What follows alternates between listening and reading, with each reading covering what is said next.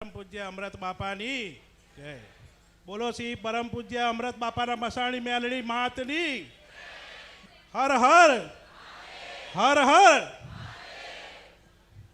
જો હું એક સામાન્ય પરિવારનો માણસ છું। હું લગભગ આજે 19 રવિવારથી અહીંયા ખડોલ ધામ આ માતાના સાનિધ્યમાં હું આવું છું। 19 રવિવાર પહેલાં જે મારું જીવન હતું એના કરતાં અત્યારે મારા જીવનમાં સાક્ષાત પરિવર્તન આ જોગ માયાના કારણે આવેલું છે। કહેવા માટે તો ઘણું બધું છે, પરંતુ હું શોર્ટમાં તમને સમજાવું કે અહીંયા જે આવશે અને માતાનું સાચું રુદન કરશે અથવા તો ભાવ લઈને આવશે, ભાવી ભક્તિ કરશે, તો માતાજી તેનું સારું કરશે કરશે કરશે અને કરશે એ 100% નક્કી છે। અને હું તમને વચન આપું છું, આવી માતા આખી દુનિયામાં મેં ક્યાંય જોઈ નથી। હું એક વેપારી છું, સામાન્ય ધંધો કરું છું। અત્યાર સુધી હું લગભગ 19 રવિવાર પહેલાં આવતો હતો તો મારી દુકાને હું કમાતો હતો કેટલું મહિનાનું, ખાલી 20-25 હજાર રૂપિયા માળ કમાતો હતો। અત્યારે હું 60-70 હજાર રૂપિયા અહીંયા આવીને કમાયો છું। એ માતાનો જ પ્રતાપ છે।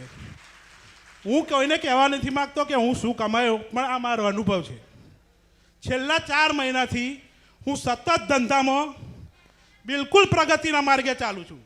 અને મને એટલો વિશ્વાસ શ્રદ્ધા એમની પ્રત્યે છે, એટલે જ હું તમને કહું છું કે ધીરજ રાખજો। અહીંયા નંબરની કોઈ આશા રાખશો નહીં, એ ગમે ત્યારે તમારો આવશે। ધીરજ, શ્રદ્ધા, વિશ્વાસ ક્યારે તમે ચૂકશો નહીં।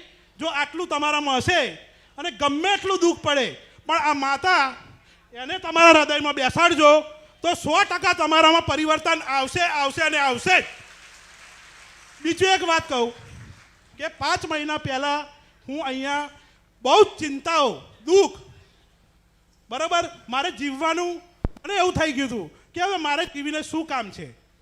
મારા મોટામાં મોટો પ્રશ્ન, મારો 9 મહિનાનો છોકરો 9 વર્ષ થયા, અત્યારે ગાંડા જેવો છે, બરાબર। અત્યારે મેં એની દવાઓ એટલી બધી કરાવી, બિલકુલ શાંત બેસતો નથી। આણંદ, હિંમતનગર, અમદાવાદ, ક્યાં ક્યાં હું નથી પડ્યો। 1-2 ભુવા જોડે પણ હું જઈને આવ્યો, પણ એનું કંઈ થયું નહીં। ગમે એટલી દવાઓ કરીએ, આખો દિવસ એ તોફાન જ કર્યા કરે। એને અમારે કઈ રીતે રાખવો, સુવાડવો, ખવડાવવું, પીવડાવવું કંઈ ભાન છે નહીં। પરંતુ 5 મહિનાથી હું અહીં આવું છું, એ છોકરો બિલકુલ શાંત થઈ ગયો છે। અને હું નથી કહેતો, પરંતુ 3-4 જણ 5 જણ ફરિયાવાળા, સોસાયટીવાળા આપણને કહે, એટલે હું માનું છું કે એ પ્રતાપ આ માતાજીનો છે। અને ઓળખો તો ઓળખાય। આ માતાજીને હું ઓળખી ગયો છું। અને ગમે એવી પરિસ્થિતિ હશે, પરંતુ માતાનો રવિવાર હું ક્યારેય ભૂલતો નથી અને ભૂલીશ પણ નહીં। કોઈ દિવસ ગેપ પાડવાની નથી। ભલે મને સમાધાન બતાવશે કે નહીં બતાવે, પરંતુ મને વિશ્વાસ છે કે મારી જોડે જ બેઠેલા છે।